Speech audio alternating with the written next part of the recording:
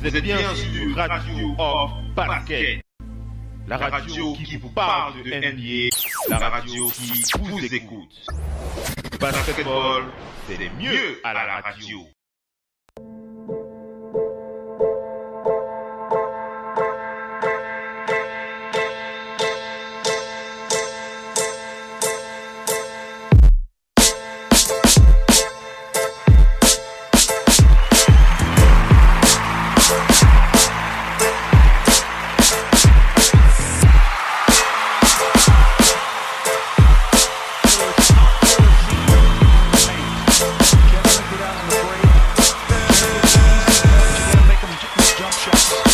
Allez les amis, on enchaîne avec la suite de ce talk show. On rentre dans la troisième et dernière partie de cette émission. Alors on a beaucoup de choses à dire, on va essayer d'accélérer avec Missy et le Doc Wenfi qui va s'exprimer un peu pour enchaîner avec sa petite rubrique. Avec sa rubrique, pardon. On va commencer. Alors, c'est vrai que j'ai quelques news là, mais assez rapides. Mais on va d'abord, alors vous allez me donner encore moins d'une minute de pub et après on enchaîne avec la suite du show. Hein. Restez bien connectés. On revient tout de suite, moins d'une minute de pub et on attaque avec l'émission. Restez bien connectés. On ne coupe pas le talk show tout de suite.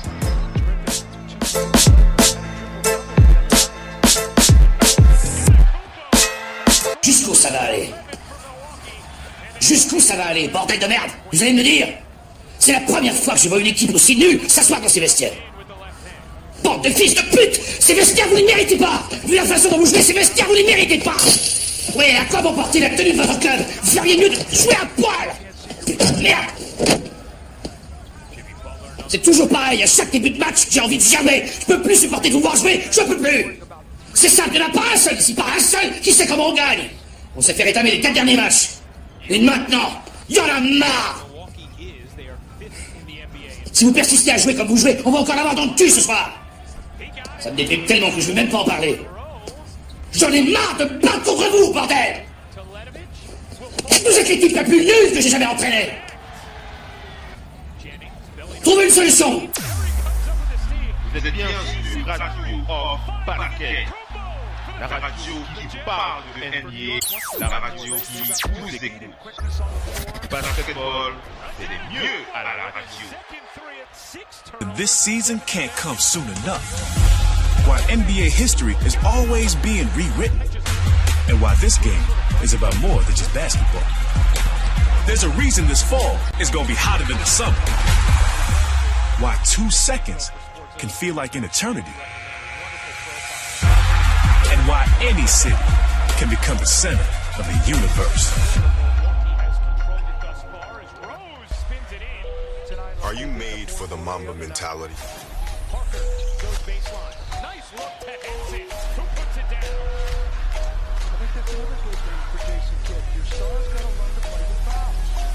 Do you learn from your mistakes?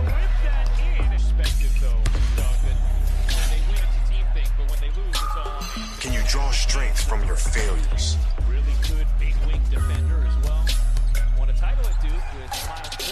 Can you block out everything and be completely in the moment? Do you check your fear at the door? Are you willing to suffer for your dreams? That's the Mamba mentality. The continual quest to be great. So if you think you have what it takes, it's time to get started.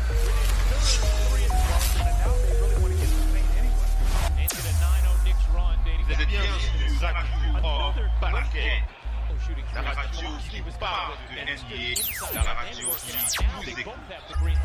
Basketball, c'est mieux à la radio. You're not supposed to be here.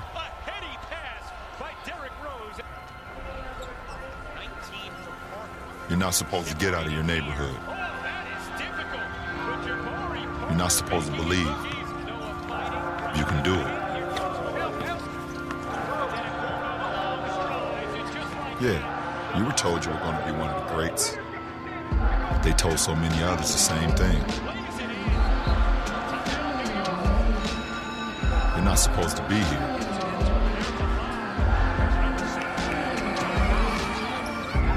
You're not supposed to pass the ball so much.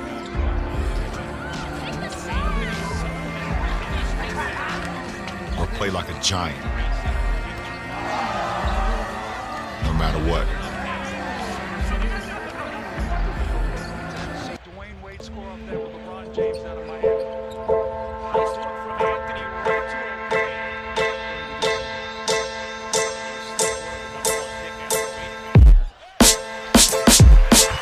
Allez, on enchaîne les amis avec la suite de ce talk show. On vous rappelle qu'on est en direct live NBA No Limit, exclusivement sur Radio FM Basket, la radio partenaire officielle NBA. On n'oublie pas de le préciser. Et on va attaquer quelques réflexions avant d'enchaîner avec les news. C'était sur ça que j'étais en train de réfléchir avant de lancer la pub. Je me posais la question, est-ce qu'on enchaîne avec les news ou bien est-ce qu'on enchaîne avec les quelques réflexions que nous avons sur le parquet de la radio? Je crois qu'on va plutôt enchaîner avec les réflexions et finaliser avec les quelques news.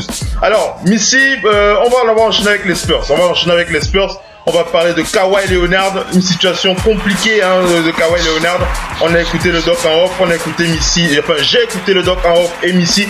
Vous ne les avez pas entendus, mais j'ai envie que vous réécoutiez j'ai envie que vous écoutiez ce que le doc disait en off tout à l'heure concernant les Spurs. Il est assez pessimiste. Vas-y le doc. Non, je disais, ça sent la cassure entre les deux. Un joueur qui décide aussi de prendre les choses en main pour sa santé. Ça veut dire qu'il doute déjà de l'intérêt que son club lui prend. Tu te souviens qu'ils avaient même fait une réunion, le Doc NP. Tony Parker qui avait organisé une réunion et tout pour parler à Kawhi directement et tout. Où est-ce qu'il envoie? Mais comme Steven Jackson disait sur ESPN, c'est jamais juste Tony et Manu qui parlent, c'est toujours Popovic. Ils ne parlent jamais sans l'accord de Popovic, sans avoir dit à Popovic quel est le sujet. Oui. Donc, ils pensent que ça vient même d'en haut, au-dessus d'eux. Ouais. Donc, ce sont les paroliers ce sont les porte-paroles de Popovic. Ouais. Donc, c'est ça qui est le plus grave. Ils pensent que vraiment le club et Kawhi Leonard, il y a une petite cassure qui fait que... Ouais. Et là, cette semaine, il est allé à New York consulter ses propres médecins. Ouais. Donc, à un moment donné, il ne sait plus s'il doit faire confiance à l'équipe ou pas. Et c'est compliqué, là. Et les coéquipiers s'agacent. À un moment donné, tu te demandes même si tu reviens, est-ce que les coéquipiers vont pas te mettre au placard. C'est un ensemble de choses qui font que la saison prochaine, pour qu'ils reviennent, il va falloir d'autres garanties qui le poussent à rester là, parce que cet été, s'il se met sur le marché, il devient l'une des plus grosses valeurs. La plus grosse valeur marchande de cette free agency, ouais. Et il devient, lui, Anthony peut-être Davis, mais sinon, ou même peut-être LeBron James aussi, qui on ne sait pas trop, mais il y a quand même ce truc, les Spurs peuvent se retrouver dans une reconstruction forcée, parce qu'on sait bien que Lamarcus, lui, est resté parce qu'on lui a encore dit qu'on va lui donner des garanties, et qu'il était déjà un petit peu découragé. Ouais. Et là, il est en train de porter l'équipe sur son dos et ça tire vers la fatigue, parce que les efforts qu'ils ont fait pour revenir de la 10e ou de la 9e place qu'ils ont occupée il y a 2 semaines, ils ont battu les plus durs, et là, les moins durs en tout cas, ils sont en train de chuter. Donc, je pense dans les têtes, on voit bien que Tony Parker, c'est la fin. Ouais. C'est vraiment la fin pour Tipeee. On verra si en playoff. Le physique ne suit plus. Ouais. Donc, la reconstruction passera vraiment par cette décision de Kawhi Leonard. Ah oui, c'est sûr. Missy, un petit commentaire, vas-y. Oui, le problème, c'est que déjà, c'est une blessure qui a été mal soignée. Il y a eu une rechute derrière, c'est ce qui se dit, hein, mais c'est à peu près corroboré ça. Une blessure qui a été mal soignée. Vous savez, au moment où on le voit, il quitte les playoffs là, face aux Warriors, on est loin de se douter de ce scénario-là. Tout le monde s'en va en vacances, on se dit bon, il va revenir. Mais sauf qu'on ne le revoit pas, il ne revient jamais comme il se doit.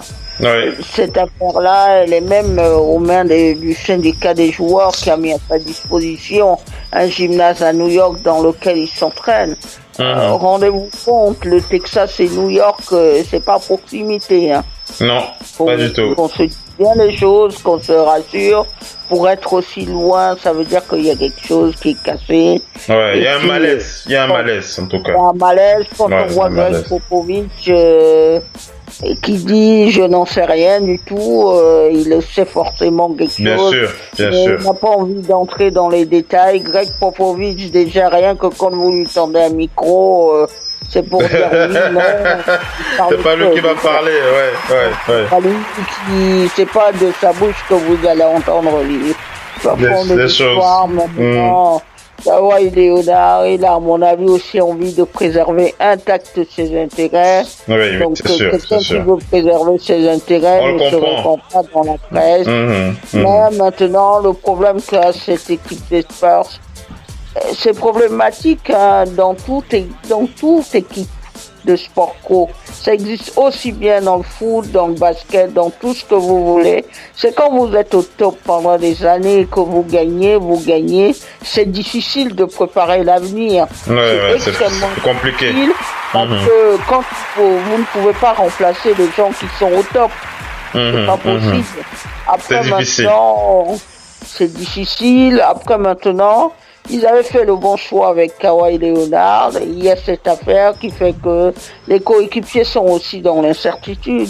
Parce que lorsque vous prononcez son nom aux Spurs, vous avez une partie des gens qui s'agacent. C'est vrai.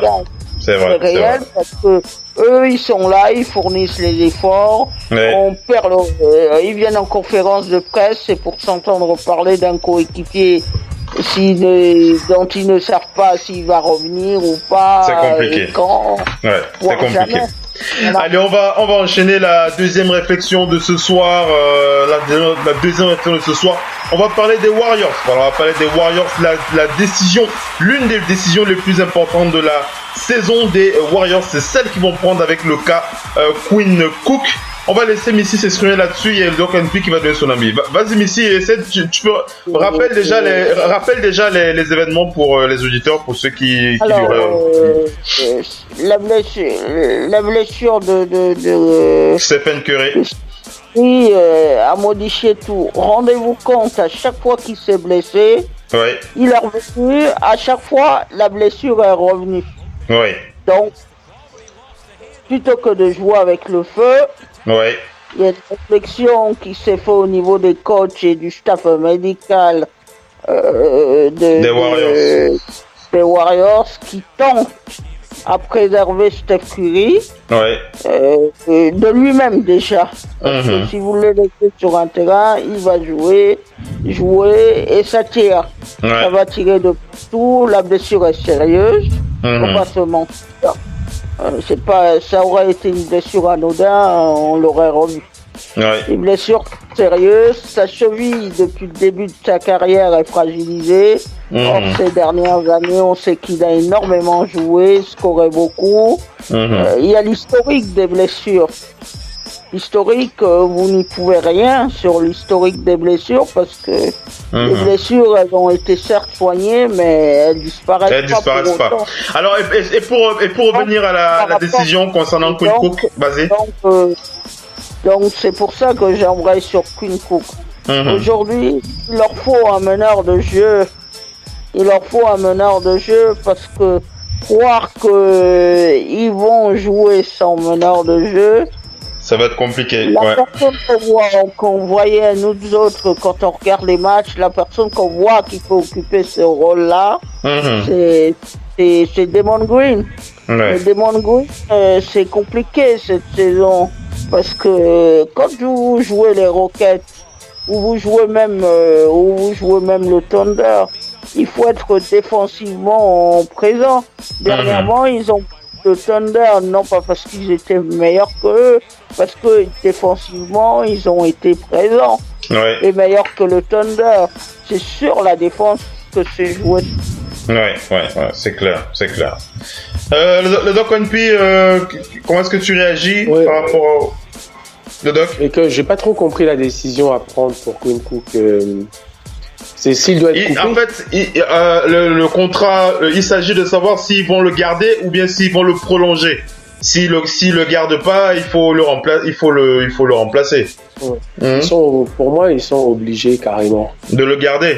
Ils ont besoin de quelqu'un à la poste, à la main. Oui, parce qu'on le voit, Livingston était blessé et il fait, pour moi, la saison de Livingston est tellement moyenne. Quinn Cook fait nettement un meilleur job que Livingston. Ces blessures ont permis aux Warriors d'avoir un banc qui prend des responsabilités. Leur banc n'est pas fort. Ouais. À la base, leur banc n'est pas le plus fort, mais leur banc est dans une organisation qui a l'habitude de gagner, qui a la culture de la gagne. Ouais. Et donc, ils ont eu la pression, ils ont fait de leur mieux. Leur banc a mis en moyenne entre 85 et 90 quand les autres n'étaient pas là, mais ils avaient sur le banc 70 points assis. Donc, à la base, leur banc devrait même mettre moins parce que les 3 stars assises, à eux 3, c'est 70 points, ni plus ni moins. Donc, le banc s'est bien débrouillé, a pris des responsabilités, a appris. Et il faut garder Quinn Cook. On le voit que quand Kevin Durant et Klay Thompson viennent, ceux qui jouaient là pendant leur absence sont au diapason. Ouais. Ils sont au diapason. Ils sont pas froids, ils ne sortent pas du fin fond du banc.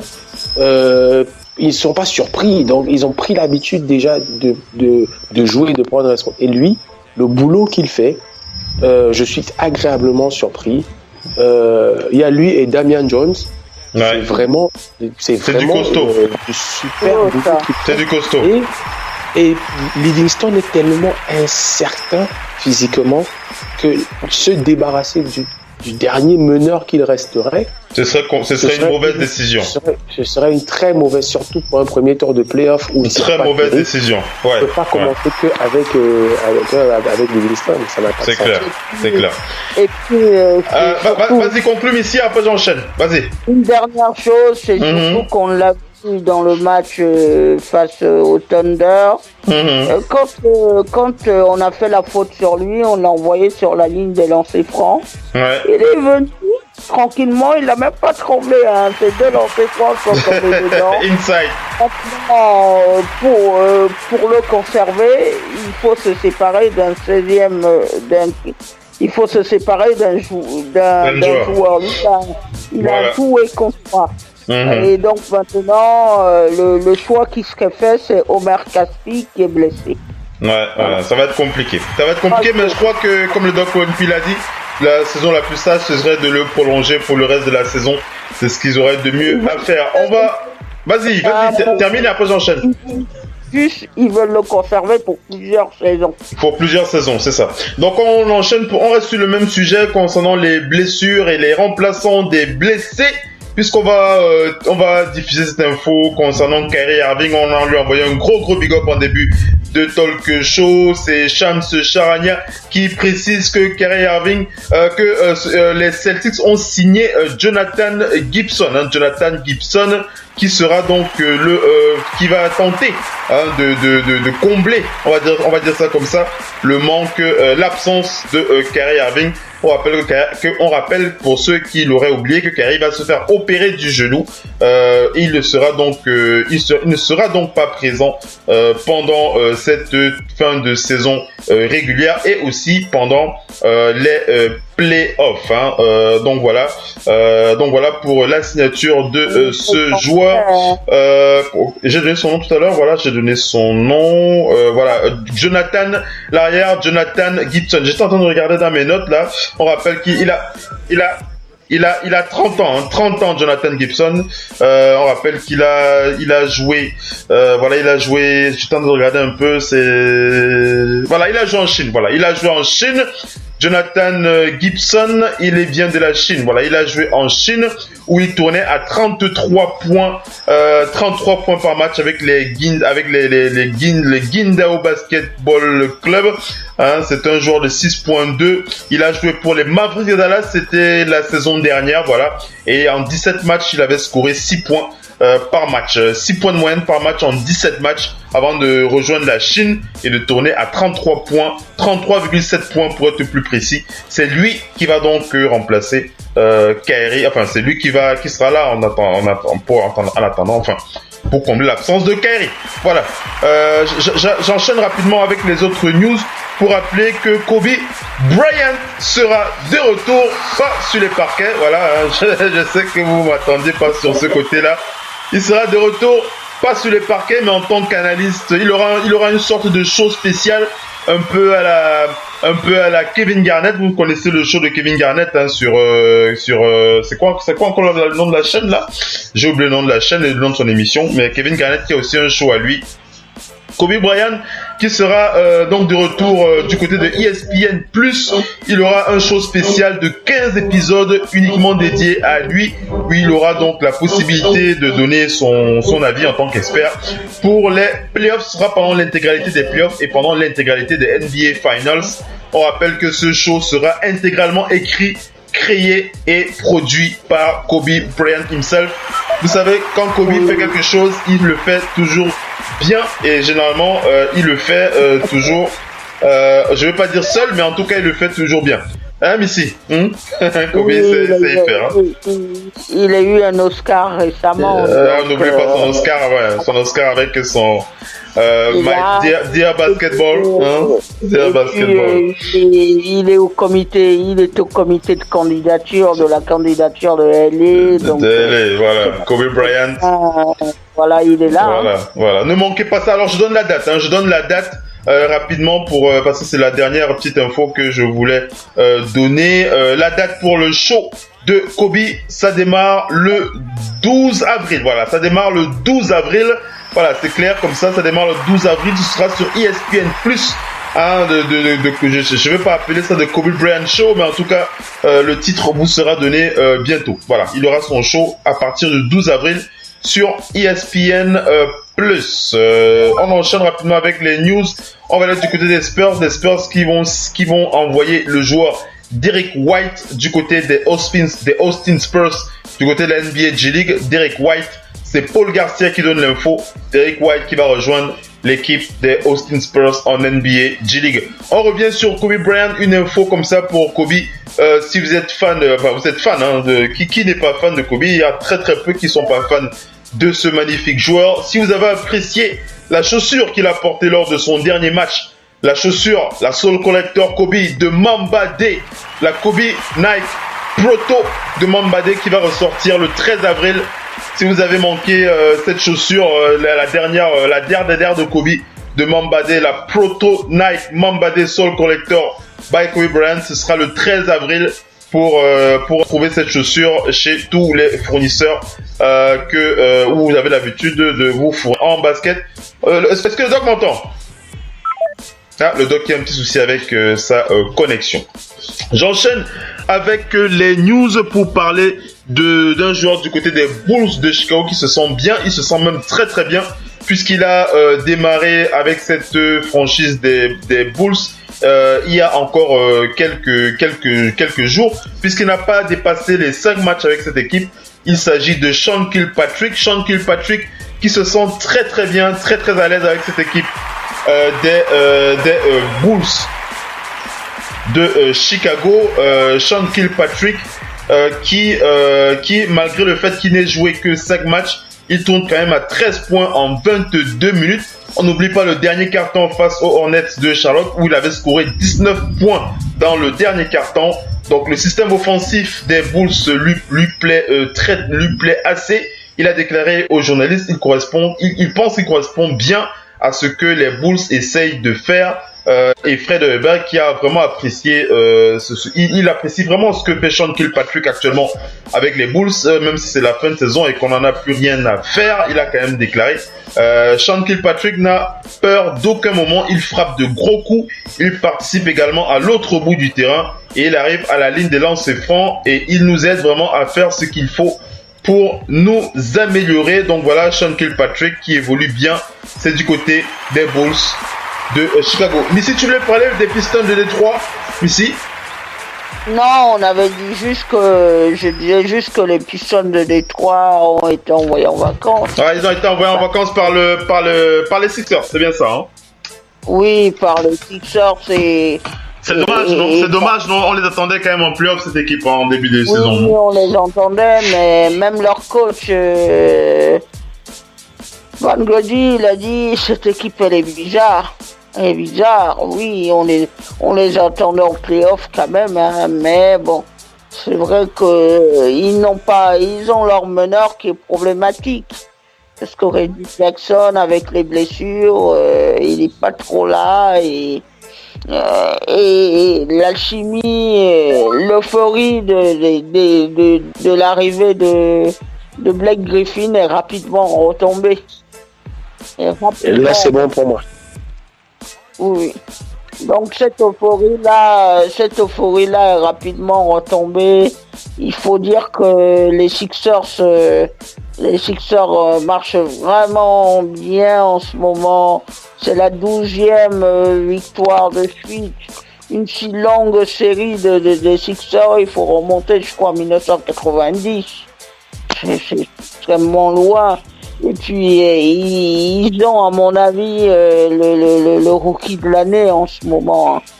Ils ont un Ben Simmons d'anthologie. Hein. Ça fait très longtemps depuis Oscar Robertson qu'on n'avait pas vu un tel rookie. Et d'ailleurs, je pense sans doute qu'il est en train de gagner son titre de rookie là face à Donovan. Hein, il est bien parti pour l'avoir. Hein. En tout cas, ça va être compliqué pour Donovan Mitchell de suivre le rythme de Ben Simmons. Hein. Ça va être compliqué. Vas-y, donc c'est bon, Missy, on va faire la passe au Doc NP. Oui. Et Doc NP, est-ce que c'est bon, on peut te lancer là sur le parquet pour tes petites, sur tes réflexions par rapport à la suite à la fin de cette saison régulière et ces playoffs qui vont démarrer bientôt. Le Doc NP. Oui, j'ai eu un problème de connexion, mais c'est bon. Vas-y, s'il te plaît. Oui, donc par rapport à l'autre jour, il y a eu des évolutions, on le disait. Vous avez pu voir la moindre défaite et les adversaires directs gagnent.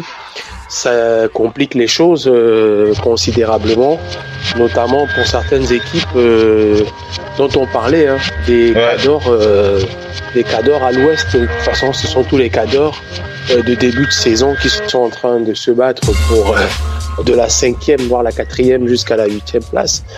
Et ont chuté les plus lourds. OKC a chuté chez les Warriors et les Spurs se sortent quand même de 2 défaites consécutives qui font vraiment tâche dans leur remontada qu'ils ont fait, parce qu'ils étaient remontés à la 4e place, mais 4e place tellement fragile.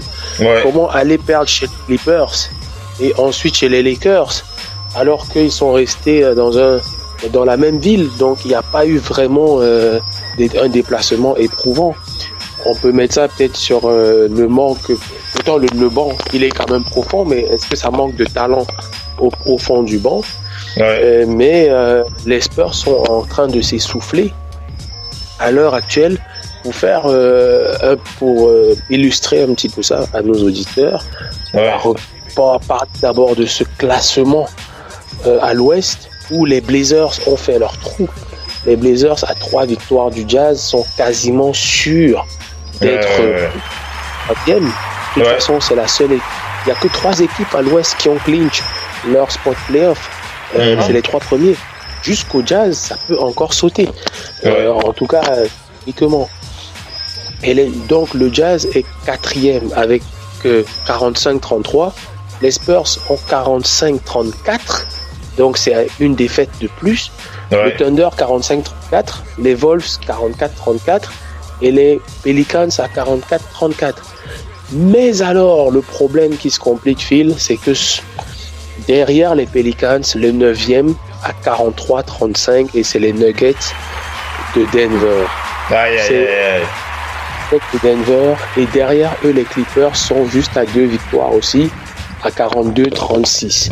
C'est là où nos auditeurs vont devoir suivre bien ce que je vais raconter, parce que ça peut être super technique ou ça peut être c'est assez super technique, donc, mais en même temps simple.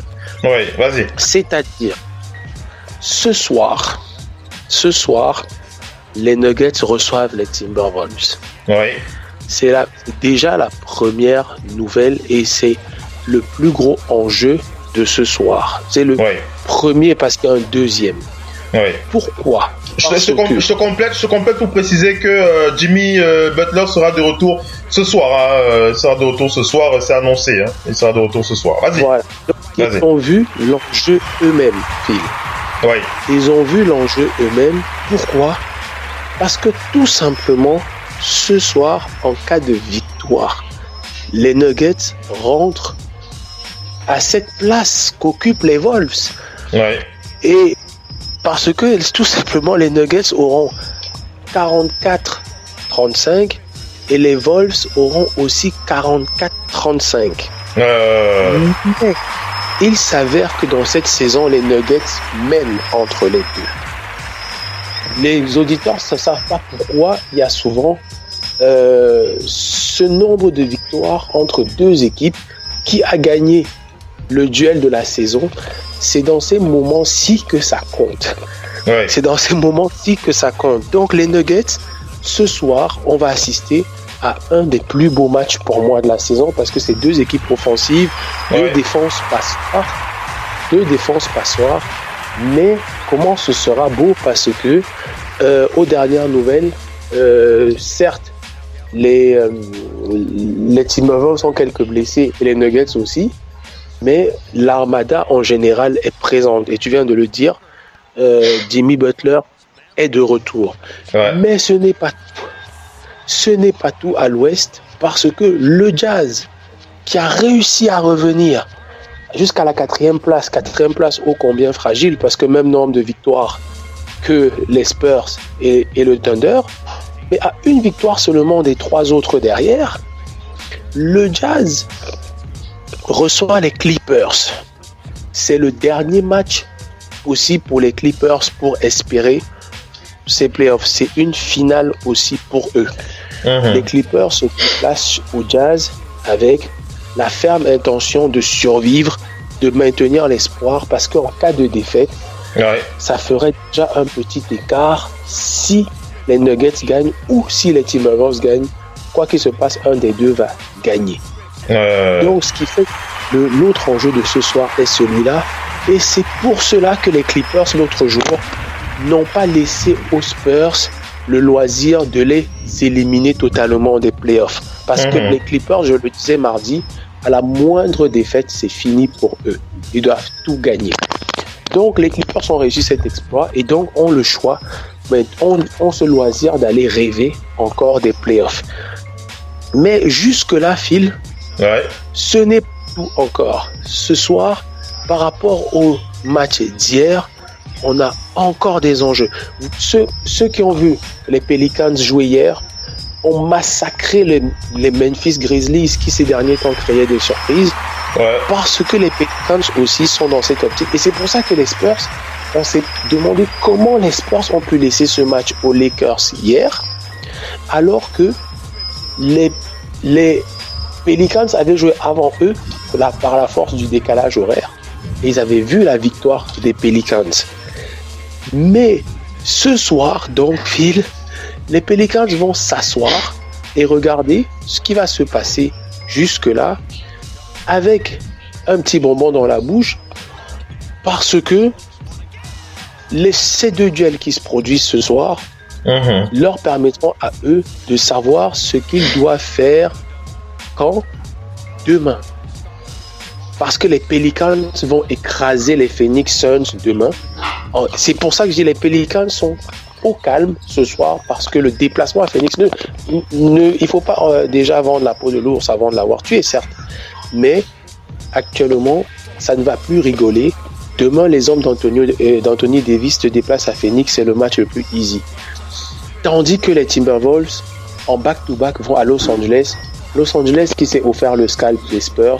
Et on peut se dire que ça va être un match très serré. Avec la fatigue, les Timberwolves vont devoir encore gagner demain. Parce que Denver, ce soir, va leur retirer les dernières forces qu'ils ont. Et les Lakers jouent un jeu très en rythme, assez rapide, très rapide même. Donc, il va falloir garder des forces pour demain. Bon, jusque-là, c'était un aperçu de la conférence Ouest. Le match Portland contre Houston, c'est du gala.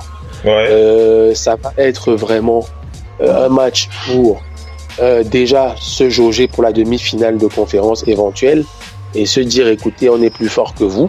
Ouais. Ce sera tout offensif à voir. Donc, ceux qui veulent regarder des beaux highlights, est-ce que James Harden va nous mettre peut-être plus de 30 points et Lillard va essayer de lui répondre?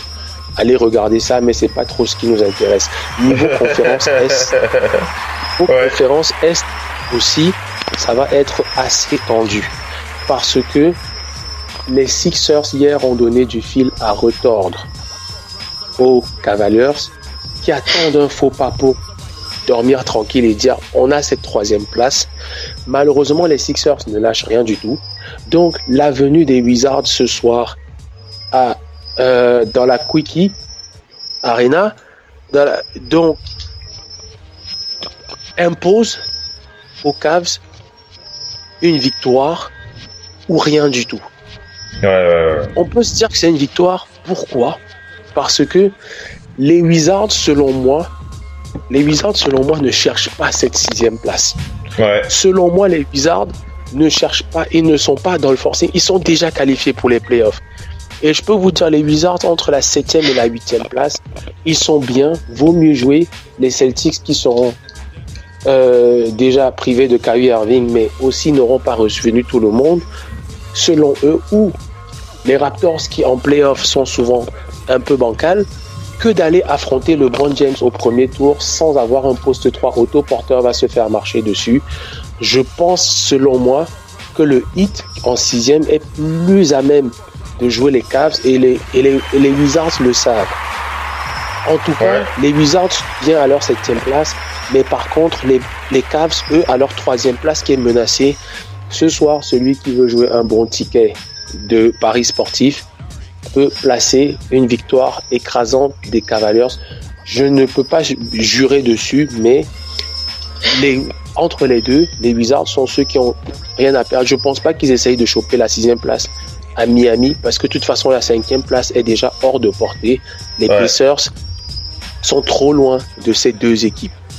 Donc ça, c'est le petit enjeu de ce soir. Mais alors, il s'est produit aussi un truc, c'est que l'autre jour, Brooklyn s'impose dans un match inattendu.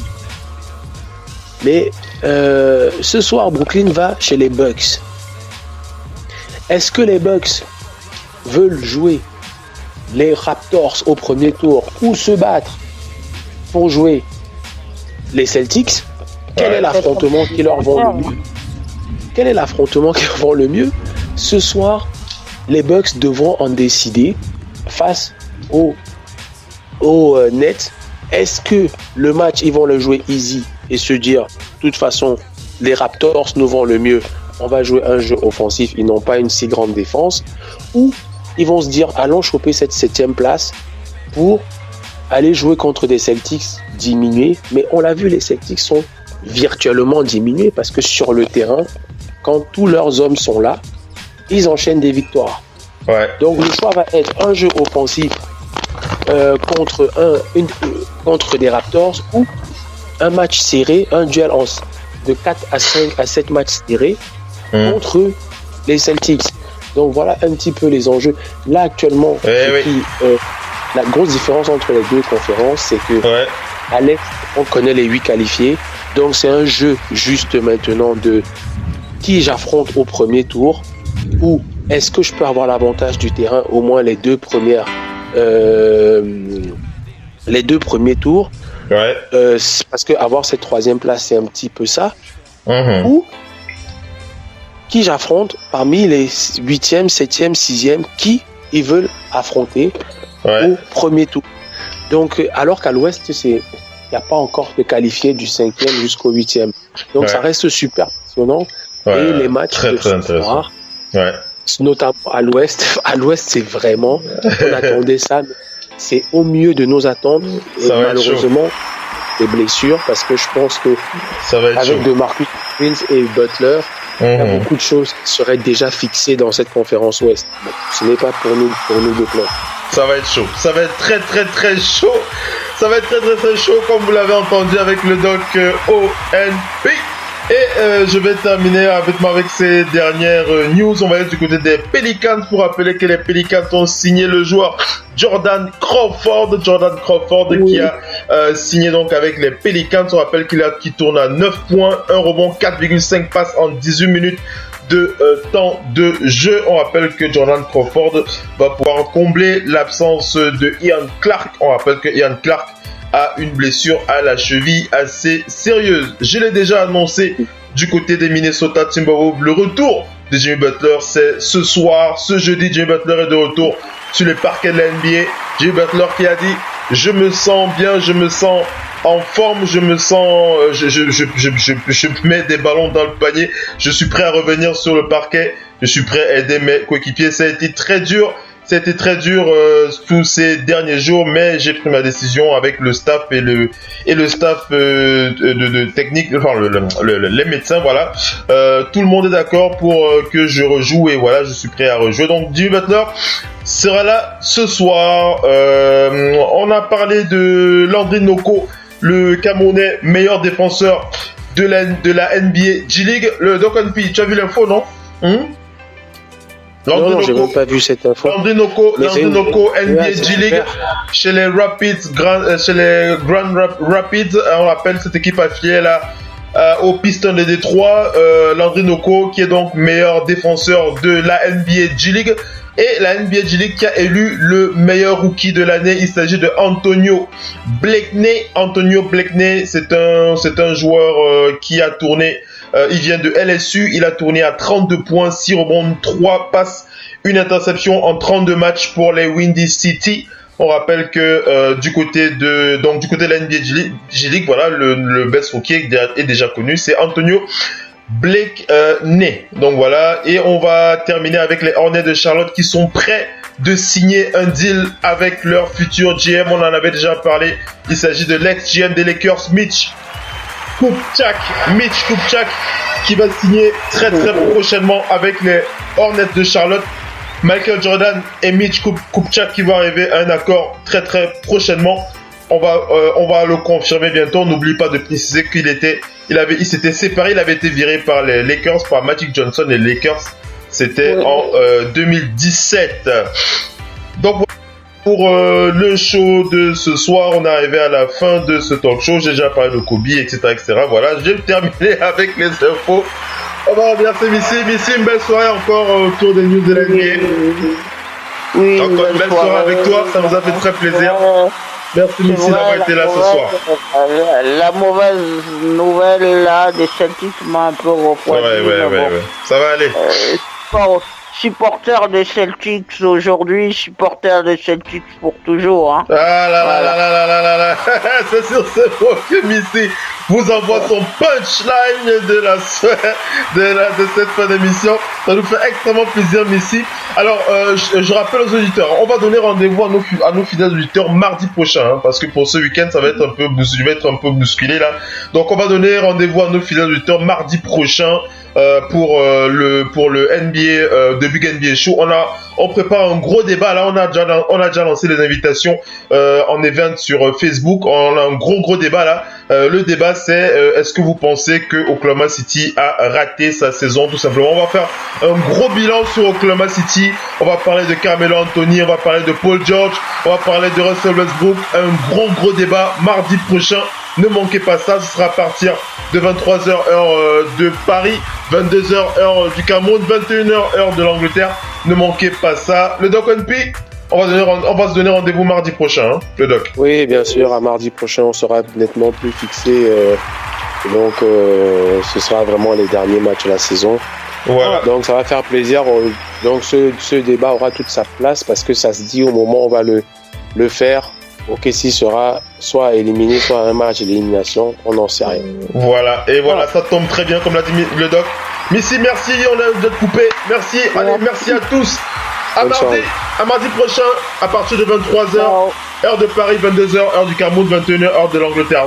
Ciao les gars, merci le Doc, merci Missy, ciao, bye bye. Ciao.